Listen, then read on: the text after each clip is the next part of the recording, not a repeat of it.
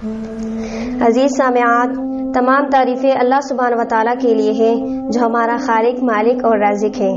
ایسی ہستی ہے جس کے ساتھ نہ کوئی ذات میں شریک ہے اور نہ صفات میں۔ لاکھ لاکھ درود و سلام ہو محمد صلی اللہ علیہ وسلم پر، جنہوں نے اتنا اچھا دین جو خاتم الانبیاء ہے اور اتنا اچھا دین ہم تک پہنچایا۔ عزیز سامعات، آج مجھے جس موضوع پر لب کشائی کرنے کا موقع ملا ہے وہ ہے اسلام میں عورت کا مقام، دا اسٹیٹس آف وومن ان اسلام۔ اسلام میں عورت کا مقام بہت بلند ہے۔ قرآن میں عورت کے مقام کے بارے میں کئی آیتیں ہیں۔ امت مسلمہ کے لیے عورت کا مقام بہت عزت اور احترام کا ہے۔ نبی صلی اللہ علیہ وسلم نے فرمایا، عورتوں کے ساتھ اچھا سلوک کرو، وہ تمہارے لیے امانت ہے۔ اسی طرح قرآن مجید میں اللہ سبحانہ و تعالیٰ نے ارشاد فرمایا، واللہ جعل لکم من انفسکم ازواجا وجعل لکم من ازواجکم بنینا وحفدۃ ورزقکم من الطیبات، اور اللہ نے تمہارے لیے تمہاری بیویوں کو تمہاری اپنے ہمسائے بنایا اور تمہارے لیے ان سے اولاد اور پوتے بنائے اور تمہیں حلال اور پاکیزہ روزی دی۔ ایک دوسری جگہ اللہ سبحانہ و تعالیٰ نے ارشاد فرمایا، وَمِنْ آيَاتِهِ أَنْ خَلَقَ لَكُم مِّنْ أَنفُسِكُمْ أَزْوَاجًا لِتَسْكُنُوا إِلَيْهَا وَجَعَلَ بَيْنَكُم مَّوَدَّةً وَرَحْمَةً، اور تمہارے لیے تمہاری بیویوں سے ایک پیار اور محبت ہے اور اللہ تمہارے لیے ان سے بہت سے فائدے اور برکات کا ذریعہ بناتا ہے۔ اسلام سے پہلے عورت ایک دبہ تھی۔ عورت جب پیدا ہوتی تھی اسے فوراً دفنایا جاتا تھا۔ وَإِذَا بُشِّرَ أَحَدُهُم بِالْأُنثىٰ ظَلَّ وَجْهُهُ مُسْوَدًّا وَهُوَ كَظِيمٌ، کہ جب ان میں سے کسی کو لڑکی کی بشارت دی جاتی تو اس کا چہرہ غم اور غصے سے سیاہ ہو جاتا تھا۔ کہ اس آیت میں اللہ نے زمانہ جاہلیت کے لوگوں کے حال بیان فرمایا۔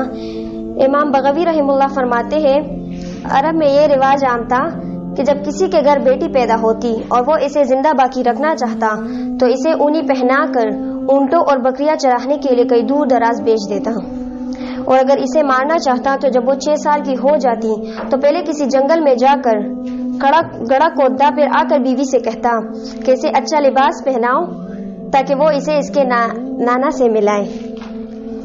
پھر جب اس گڑھے تک پہنچتا تو اسے کہتا کہ اس گڑھے کے اندر دیکھو، تو جب وہ اسے دیکھنے کے لیے جھکتی تو وہ اسے پیچھے سے دھکا دے دیتا، وہ گر جاتی اور اس کے اوپر مٹی ڈال لیتا۔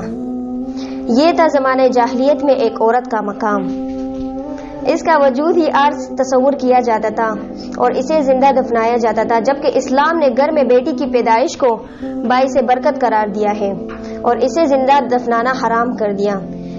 رسول صلی اللہ علیہ وسلم نے ارشاد فرمایا، ان اللہ حرم علیکم حقوق الامہات ووعاد البنات، اللہ نے تم پر ماؤں کی نافرمانی کرنا اور بیٹیوں کو زندہ دفنانا حرام کر دیا ہے۔ آپ صلی اللہ علیہ وسلم نے بیٹیوں کی تعلیم اور تربیت کی فضیلت بیان کرتے ہوئے فرمایا، من ابتلی من هذه البنات بشیء فاحسن الیہن کن له ستر من النار، کہ جس کسی کو بھی ان بیٹیوں کی وجہ سے آزمایا گیا کسی چیز سے اور پھر اس نے اچھا سلوک کیا ان سے تو یہ اس کے لیے آگ سے ستر ہے، یعنی کہ آگ اسے چھوئے گی نہیں، آگ اس پر حرام ہو جائے گی۔ تو اللہ نے اسلام میں عورت کو ایک بلند مقام عطا کیا۔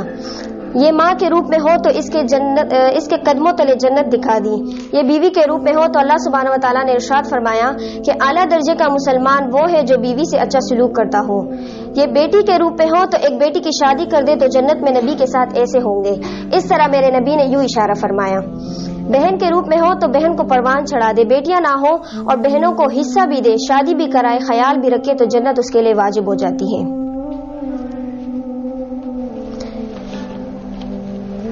علماء کہتے ہیں کہ اللہ کے ہاں بائیں طرف سے زیادہ افضل ہے، لیکن اللہ تعالیٰ نے حوا علیہ السلام کو بائیں جانب سے پیدا کیا، کیونکہ آدم علیہ السلام کی بائیں پسلی سے نکالا، کیونکہ بائیں طرف دل ہوتا ہے۔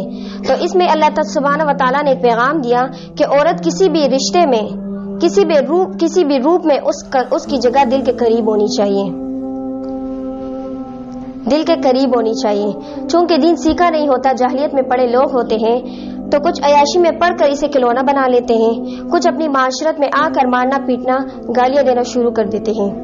ماں کے روپ میں ہو تو ذلیل ہو رہی ہے، بہن کے روپ میں ہو تو بھی ذلیل ہو رہی ہے، بیٹی کے روپ میں ہو تو بھی ذلیل ہو رہی ہے، اور بیوی کے روپ میں ہو تو بھی ذلیل ہو رہی ہے۔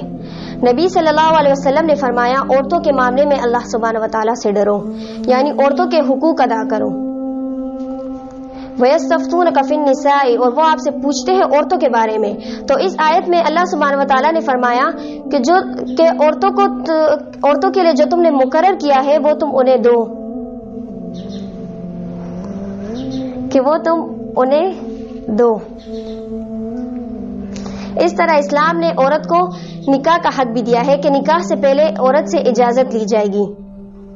سیبہ جو ہے وہ اپنے حق کی زیادہ حقدار ہے، اور باقرہ سے اجازت لی جائے گی اور اس کی خاموشی ہی اس کی اجازت ہے. اسی طرح اللہ نے جنت کی حوروں کا سردار بھی عورت کو قرار دیا ہے کہ جنت میں جو حوریں ہوں گی ان کی سردار عورتیں ہوں گی، اور وہ عورتیں جو نیک ہوں. تو عزیز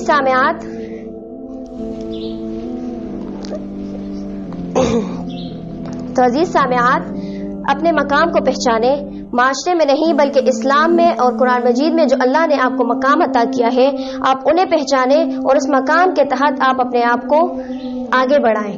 آپ کسی کے باتوں کو وہ نہ کریں، اگنور کریں، اور اپنے مقام کو پہچانے، اپنے مقام کو پہچانے اور کسی کی باتوں میں نہ آئے. آمین ثم آمین. وآخر دعوانا الحمدللہ رب العالمین.